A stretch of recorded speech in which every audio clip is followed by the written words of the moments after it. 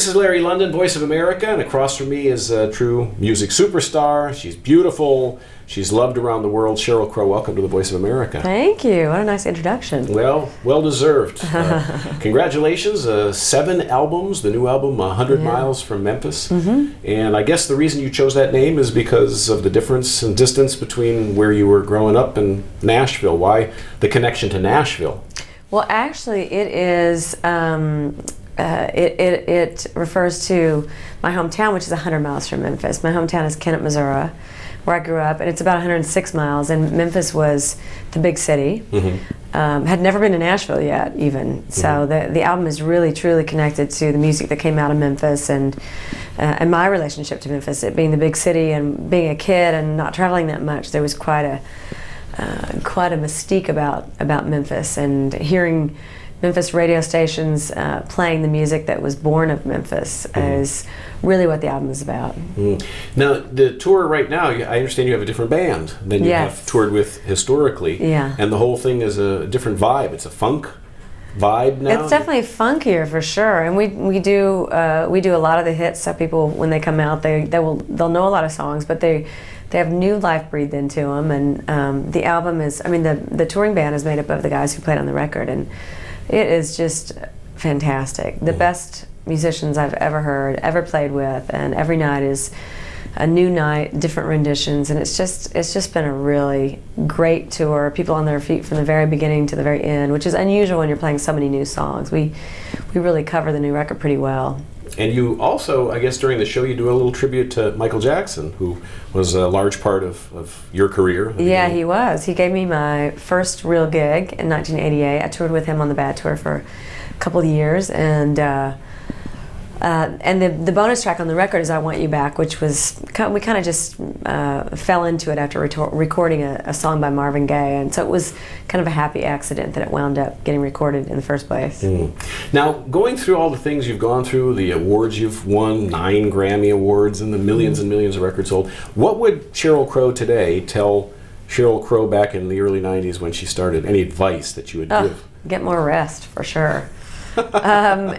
Yeah, I don't know. I mean, it's funny because when you first start out, you think that you can't say no to anything. You know, you feel like this could be my last shot. I've got to do every interview that comes along and every show, and it's very, very exhausting. And the early days were not actually probably as enjoyable as the days are now for me, because now I'm able to sort of have an overview about what's important and what's not, and part of that's just being older, and part of it's having been around for a long time. But you know, all that being said, the music business is a lot different than when I got started, so hard to say what kind of advice I'd give to somebody starting out now.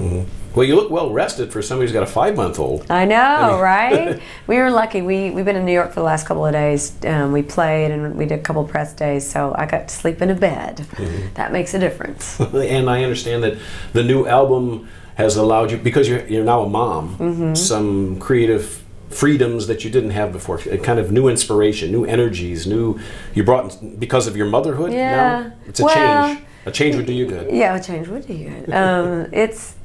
Kids definitely kind of redirect the picture for sure, and then obviously whatever happens in your life informs your art. So this album is definitely a more emotional album. It's definitely more about vulnerability and desire, and it's more typically kind of a soul kind of record, very singable songs.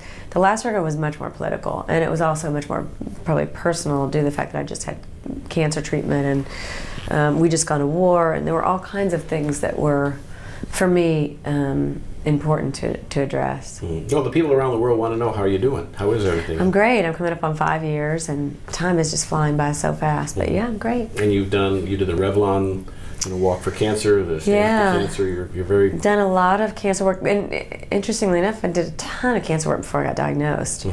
And was very well connected in the cancer community and the fundraising community for cancer, and then I wound up being diagnosed, and it's, you know, it is a shocker, but when you consider that 1 out of 7 women are diagnosed with breast cancer, the odds were pretty good that I was, going to have it. Well, it's wonderful that you give so much back to people, that you use your fame in such a positive way, and you carry such a positive message that helps a lot of people around the world. Well, thank you. Yeah, and you did a CD, you participated in a CD for Congo. Yeah. And so you've done so much charity work. It's amazing that you find time between motherhood, recording, touring, and everything to put it all together. I think for me, the busier I am, the more I get done. I'm better when I'm busy about scheduling things and getting things done.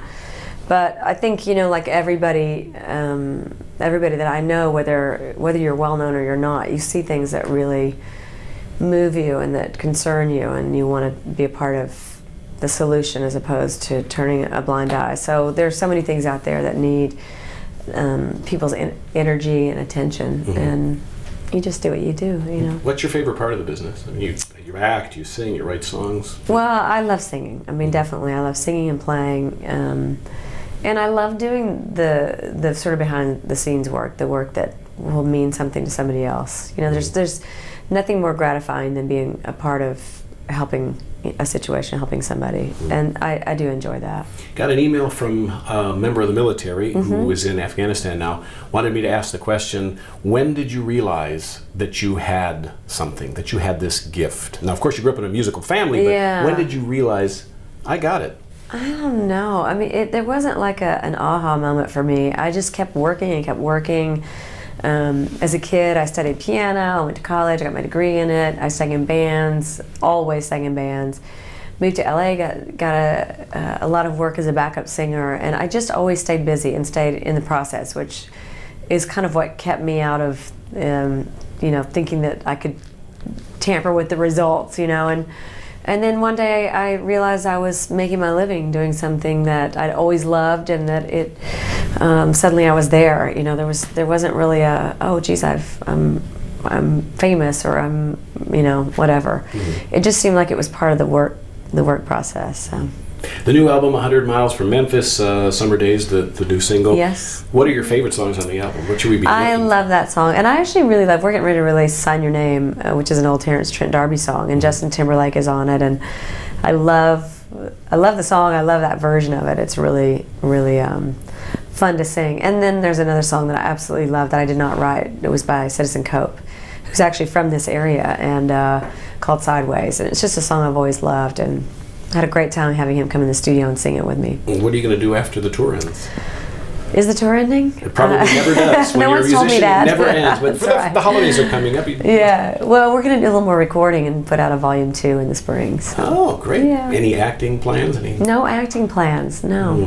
What about things that you'd like to do in the future on your to-do list? You put out a lot of great music, a lot of great albums, won a lot of awards, sold millions. But what's in the back of your mind, Sheryl Crow wants to do? I mean, a holiday album, something like that? Is there? We actually did a holiday album last year, and it was really, really fun. I worked with my old producer, Bill Bottrell, and loved the way it turned out. And I don't know if it was last year or the year before, but I don't have a big to-do list. I kind of just like to be in what I'm doing. I've always been interested in doing some scoring, which I might do eventually. And there are a lot of things outside of music that I'm very deeply involved in right now. I'm involved in trying to stop the mountaintop mining that's going on in Tennessee before we destroy the Appalachian Mountains. So, I feel like there's a lot of work to be done, and I do enjoy that. So, outside of that, I haven't really created any sort of roadmap yet for where I'm going. Got boys on tour with you? Boys are on tour, yes. They're around here somewhere. You'll know when they're in the hallways. They're loud. I want to give you a chance to say hi to the troops who are watching and listening right now and love the music of Sheryl Crow. So. Yeah. Should I look at the camera? Yeah. Okay. Hi, I want to say hello to all the great women and men who are out there fighting the great fight for us to continue with our freedom here in America. And I'm very proud of you, and I hope to see you all home very soon. And God bless you. Thank you, Sheryl Crow. Thank you. Can I get a couple IDs Sure. before you leave? Yeah. The first one is just look at the camera and you're watching The Voice of America. Okay. I'm Sheryl Crow, you're watching. Hi, I'm Sheryl Crow, and you're watching The Voice of America. Perfect. And a couple for radio when you're listening to my name. You give me a hard time if you want. Voice of America. Yeah, or you're listening to Larry London. Yeah. Hi, this is Sheryl Crow, and you're listening to Larry London. Hi, this is Sheryl Crow, and you're listening to Larry London on Voice of America.